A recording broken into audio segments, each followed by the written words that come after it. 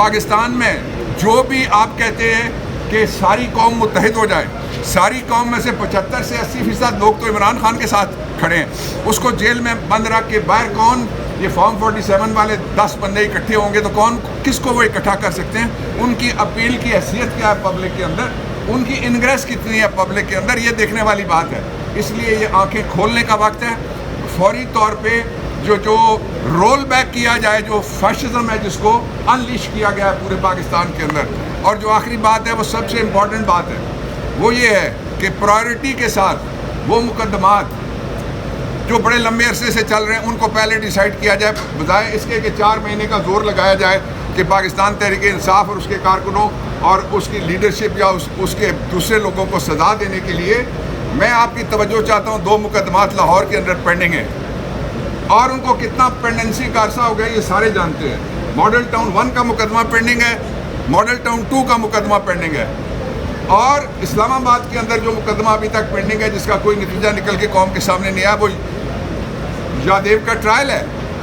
اس لیے یہ جو چوزن عدالتوں کے ذریعے سے چوزن کارروائیاں ٹرائل کر کے کی جا رہی ہیں، ان سے پاکستان کے نظام انصاف پہ بڑا سخت دبا لگا ہے۔ میری اعلیٰ عدلیہ سے یہ درخواست ہوگی as a former law minister کو آتھر آف دی کانسٹیٹیوشن، اور اس حیثیت سے کہ میں سینئر ایسی بھی ہوں، کہ یہ جو جسٹس رش جسٹس کرش کا سمانہ پیدا کیا جائے کہ عدالتیں دوڑ پڑیں۔ میں نے اس دن بھی اندر گزارش کی تھی کہ سر کاٹنے کے علاوہ باقی سارا کچھ ہو گیا پاکستان تحریک انصاف کے ساتھ، اس لیے یہ جو فیشزم میں اضافہ ہوا ہے اس اعتبار سے وہ ساری امینڈمنٹس جو ہیں یہ کانسٹیٹیوشن کے اندر اور لا کے اندر وہ ساری کی ساری قابل مذمت اور مسترد کرتے ہیں۔ دیکھیے، جب سے پاکستان کے اندر ایک فرضی طریقے سے ایک ناجائز ماورائے دستور اسمبلی نے 26ویں آئینی ترمیم کی ہے، پاکستان کے اندر 5 بنیادی حقوق معطل ہو گئے، غصب ہو گئے اور غائب ہو گئے۔ ان میں سے پہلا بنیادی حق یہ ہے کہ لوگ اپنی مرضی کی حکومت وہ بنائیں۔ ووٹ ملے تھے عمران خان کو، اقتدار دیا گیا نواز شریف کو، ووٹ ملے تھے پاکستان تحریک انصاف کو، لیکن جو ارسٹوائل پی ڈی ایم کی کچھ پارٹیوں کو لا کے اقتدار میں بٹھایا گیا ہے، اس کا نتیجہ 2 جگہ پہ بڑا خطرناک نکلا ہے۔ ایک، لوگوں کو اعتماد نہیں رہا اپنے نظام کے اوپر، پاکستان کے اندر سے لوگ مایوس ہوئے ہیں، اور وکلا برادری نے by and large by majority اس کو مسترد کیا ہے۔ دوسرا جو رائٹ ہے اس پہ جانے سے پہلے دوسرا خطرناک نتیجہ یہ نکلا ہے کہ پاکستان کے پاس اس وقت کوئی گلوبل فیس ایسا نہیں ہے جس کے اوپر عالمی برادری اعتبار کرے اور پاکستان کے ساتھ معاملات کرے، خواہ وہ معیشت ہو، خواہ وہ ہماری ڈوبتی ہوئی سرکار ہو، خواہ وہ پاکستان کی فارن پالیسی ہو، اور خواہ وہ پاکستان کے اندر لوگوں کا ریاستی نظام کے اوپر اعتبار ہو۔ دوسرا جو فنڈامنٹل رائٹ ہے جس کو غصب کیا گیا ہے وہ آزادی اظہار کا اور فریڈم آف پریس کا رائٹ ہے۔ یہ ایک ایسا رائٹ ہے جس کے ذریعے سے اندر جو مرضی ہوتا رہے کسی ایوان میں، کسی عدالت میں، جب تک آپ اس کو عوام تک پہنچانے کے لیے آزاد نہیں ہوں گے، آپ کے ادارے آزاد نہیں ہوں گے، آپ کا ملک آزاد نہیں ہوگا۔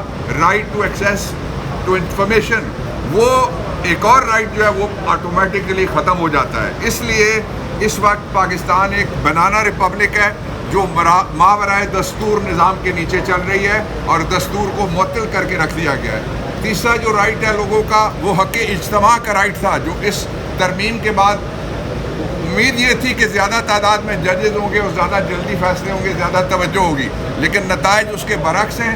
اور آپ دیکھ لیں کہ آج پاکستان کی سب سے بڑی سیاسی پارٹی، اس کا سینٹرل سیکریٹریٹ بند ہے، اس کے سوشل میڈیا کے اوپر جو حکومت ہے وہ حملہ آور ہے، اس کے جو وکلا ہیں ان کو ملنے کی اجازت نہیں ہے، ان کی جو فیملی ہے عمران خان کی بہنیں ہیں جو غیر سیاسی ہیں اور جن کو اجازت تھی، یہ نظام بننے کے بعد وہ بھی ختم ہو گیا ہے۔ جو یہ تیسرا رائٹ تھا، چوتھا رائٹ اس سے بھی زیادہ امپورٹنٹ ہے، وہ ہے آرٹیکل 14 کے نیچے احترام آدمیت کا حق، کہ لوگوں کی بے عزتی نہ کی جائے۔ پاکستان میں چادر اور چار دیواری کی جتنی پامالی یہ غیر دستوری نظام آنے کے بعد اور اس کے ذریعے سے جو ترامیم لائیں گئی ہیں ان کے بعد جتنی پامالی ہوئی ہے اس کی پچھلے 77 سال میں پاکستان میں مثال نہیں ملتی.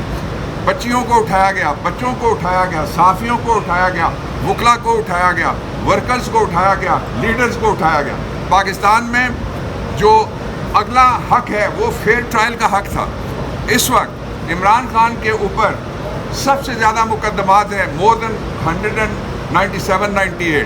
دوسرے نمبر پہ بے شمار اور لوگوں پہ بھی ہیں, لیکن اپوزیشن لیڈر عمر ایوب پہ 68 کے قریب ہیں. اب میں جب آپ سے بات کر رہا ہوں تو 25 نئے مقدمات میں ان کی درخواست ضمانت فائل ہو رہی ہے ATC راولپنڈی کے پاس. اور الزامات میں نے اس دن بھی کہا جب فہیم کا کیس لگا تھا چیف جسٹس صاحب کے سامنے, ان کی توجہ چاہی کہ ان الزام کیا ہے. الزام دو ہیں. ایک یہ ہے دفعہ 144 کی لوگوں نے خلاف ورزی کر دی, اس پہ دہشت گردی لگائی گئی ہے. دوسرا الزام یہ ہے کہ جیل کے اندر بیٹھا ہوا ایک لیڈر اور جیل کے اندر بیٹھا ہوا اس کا وائس چیئرمین اور کسی اور شہر اور صوبے میں بیٹھے ہوئے جو اس کے لوگ ہیں وہ باہم صلاح مشورہ ہو کر جلوس نکالتے ہیں. یہ دو الزام ہیں. اس کے علاوہ کسی کے پاس نہ کوئی ہتھیار ہے, نہ کسی نے کوئی ملک دشمنی کی ہے. اور اصل دہشت گردی سے اسی لیے پاکستان کی توجہ ہٹ گئی ہے. پاکستان میں دہشت گردی میں اضافہ ہوا ہے پچھلے 3.5 سال میں. اب میں یہ 5 جو ہمارے بنیادی رائٹس ہیں ان کے حوالے سے پاکستان تحریک انصاف کی طرف سے 5 مطالبات ہیں. پہلا مطالبہ یہ ہے عمران خان کے خلاف تمام جعلی مقدمات ختم کیے جائیں اور کینگرو کورٹس کی بجائے آزاد عدالتوں میں انڈیپینڈنٹ, فیئر اور ٹرانسپیرنٹ ٹرائل جو ان مقدمات کے ہیں وہ کیے جائیں.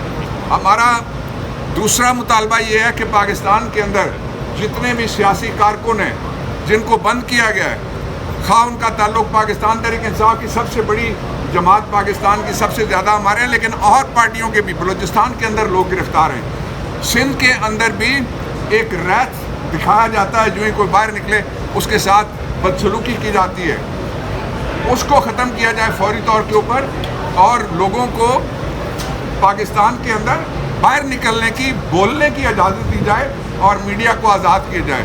تیسرا جو ہمارا مطالبہ ہے وہ یہ ہے کہ پاکستان فوری طور پہ ایک ایجنڈا ہے جس کے اوپر سارے متفق ہو سکتے ہیں, سب اپنے اپنے طریقے سے بات کرتے ہیں کہ جب تک نئے انتخابات اور صحیح مینڈیٹ یا عمران خان کی پارٹی کو نہیں ملے گا اس وقت تک بدامنی بھی رہے گی, اس وقت تک عدم استحکام بھی رہے گا اور بے یقینی بھی رہے گی.